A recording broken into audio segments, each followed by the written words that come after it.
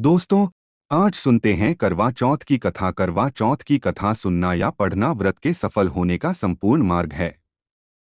कृपया आगे बढ़ने से पहले सच्चे हृदय से कमेंट बॉक्स में लिख दें, जय चौथ माता। माँ सबका सुहाग बनाए रखें। देखिए, यदि आपने सच्चे दिल से करवा चौथ की कथा सुन ली तो समझो पति पत्नी के जीवन में खुशियां आ जाती हैं। दिन दोगुनी रात चौगुनी पति की तरक्की होती है। और जो व्यक्ति चुपके से भी करवा चौथ की कथा आज के दिन यदि सुन ले तो समझो साक्षात माता पार्वती उसके जीवन में एक ऐसा बदलाव लाती है। उसके घर में धन दौलत की कोई भी कमी नहीं रहती। उसका घर धन धान्य से भरा रहता है। तो आइए सुनते हैं करवा चौथ की कथा। दोस्तों, एक साहूकार के साथ लड़के और एक लड़की थी। जेठानी समेत उसकी सभी बहू और बेटी ने करवा चौथ का व्रत रखा था। साहूकार के लड़के अपनी बहन से बहुत प्यार करते थे। साहूकार के लड़के जब भोजन करने लगे तो उन्होंने अपनी बहन से भोजन के लिए कहा। इस पर उनकी बहन ने जवाब दिया, भाई अभी चांद नहीं निकला है, चांद निकलने पर उसे अर्घ्य देकर ही मैं भोजन करूंगी। बहन की बात सुनकर भाइयों ने नगर के बाहर जाकर एक पहाड़ी पर अग्नि जला दी और छलनी ले जाकर उसमें से प्रकाश दिखाते हुए अपनी बहन से बोले, बहन चांद निकल आया है, अर्घ्य देकर भोजन कर लो। साहूकार की बेटी ने अपनी भाभियों से कहा, भाभी देखो चांद निकल आया है, आप भी अर्घ्य देकर भोजन कर लो। ननंद की बात सुनकर भाभियां बोली, ये तो आपका चांद है, हमारा चांद आने में अभी समय है। वह भूख से व्याकुल थी। वो चांद को अर्घ्य देकर भोजन करने बैठ गई।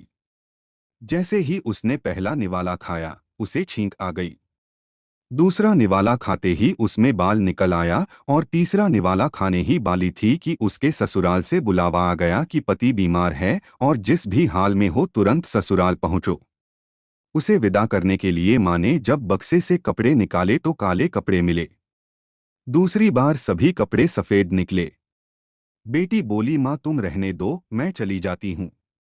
माँ घबराकर बेटी से बोली, बेटी रास्ते में जो भी मिले सबके पैर पकड़ती जाना, जो भी पूर्ण सुहागन होने का आशीर्वाद दे वही अपने पल्ले में गांठ बांध लेना।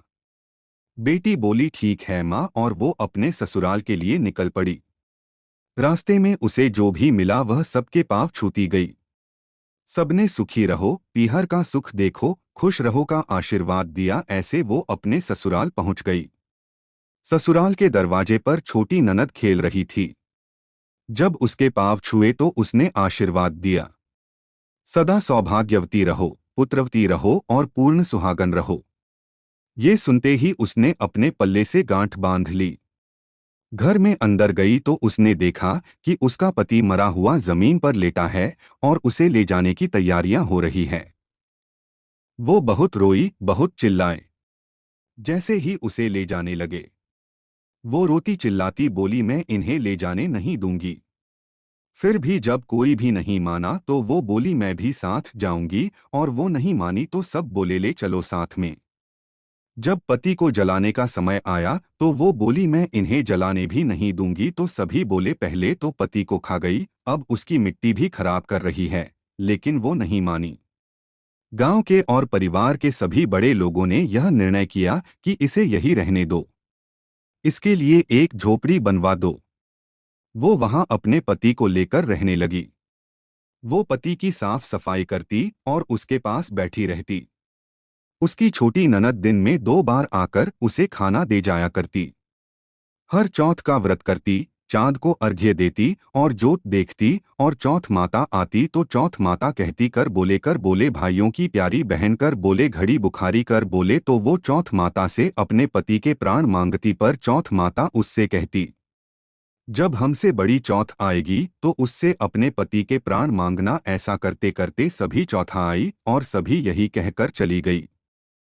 आश्विन की चौथ बोली, तुझसे कार्तिक की करवा चौथ माता नाराज है, वही तेरा सुहाग लौटाएंगी। जब वो आएंगी तो उनके पैर मत छोड़ना। दोस्तों, जब करवा चौथ आने वाली हुई तो उसने अपनी छोटी ननद से पूरे श्रृंगार और सुहाग का सारा सामान मंगवाया और करवे भी मंगवाए। सास ने सोचा, पागल हो गई है, जो मांगती है दे आओ। साहूकार की बेटी ने करवा चौथ का व्रत रखा।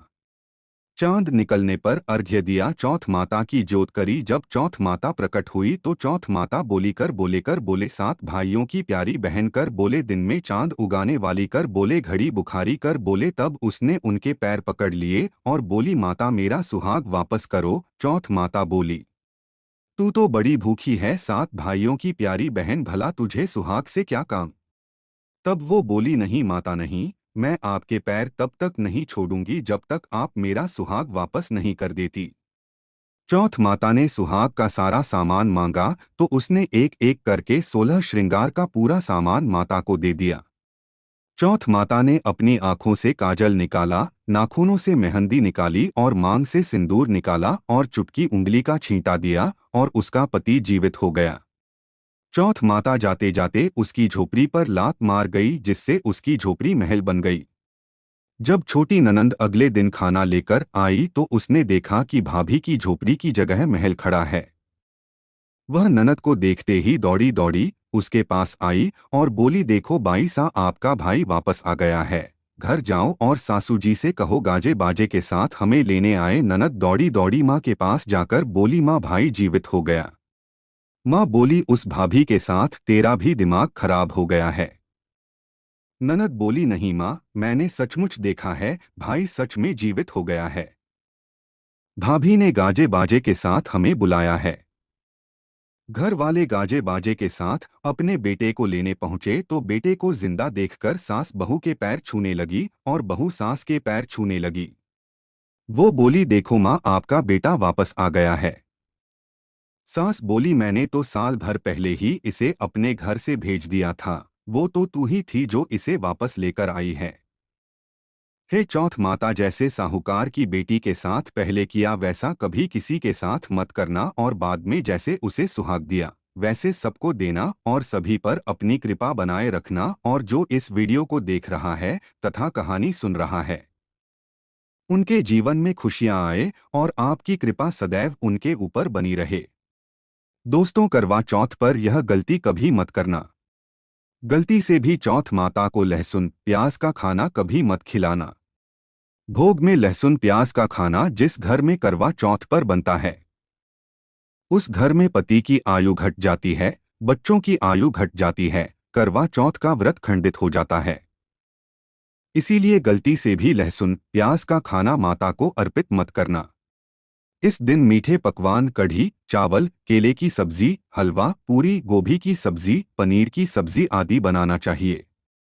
करवा चौथ वाले दिन घर में रोटी नहीं बनना चाहिए, पक्का खाना बनाना चाहिए। पूरी बनाना चाहिए, आटे की रोटियां इस वक्त ना बनाएं, रोटी माता को भोग में ना लगाएं, पूरी बनाएं, सबसे अच्छा और शुभ माना जाता है। इस दिन कढ़ैया चढ़ाना चाहिए, यानी कढ़ाई पर पूरियां, हलवा आदि बनाना चाहिए और माता को भोग लगाना चाहिए। इस दिन गेहूं के आटे की रोटी नहीं बनाई जाती है। दोस्तों, अंत में पूजा समाप्त होने के बाद जो थाली सजाई जाती है उसमें आप दक्षिणा डालकर अपनी सासू माँ को भेंट कर दे और आशीर्वाद ले, उन्हें उपहार अवश्य दे। व्रत संपूर्ण और सफल हो जाता है। दोस्तों, करवा चौथ पर यह एक चीज जरूर खा लेना चाहिए। यदि कोई भी व्यक्ति करवा चौथ पर सीताफल खा लेता है तो उसे माता सीता का आशीर्वाद मिलता है और वह व्यक्ति महाधनी बन जाता है। इस दिन सीताफल खाना बहुत ही शुभ माना जाता है। इस दिन यदि केले की सब्जी घर में बनाई जाए तो बहुत ही शुभ माना जाता है और इस दिन कड़ी खाना तो बहुत ही शुभ और अत्यंत दुर्लभ और मंगलकारी माना जाता है। कड़ी पीली होने के कारण गुरुग्रह हमारा इससे मजबूत होता है और साक्षात धन की देवी माता लक्ष्मी का आशीर्वाद मिलता है। विष्णु भगवान भी प्रसन्न होते हैं। सच्चे दिल से कमेंट बॉक्स में लिखे जय चौथ माता, एक लाइक जरूर करें। धन्यवाद।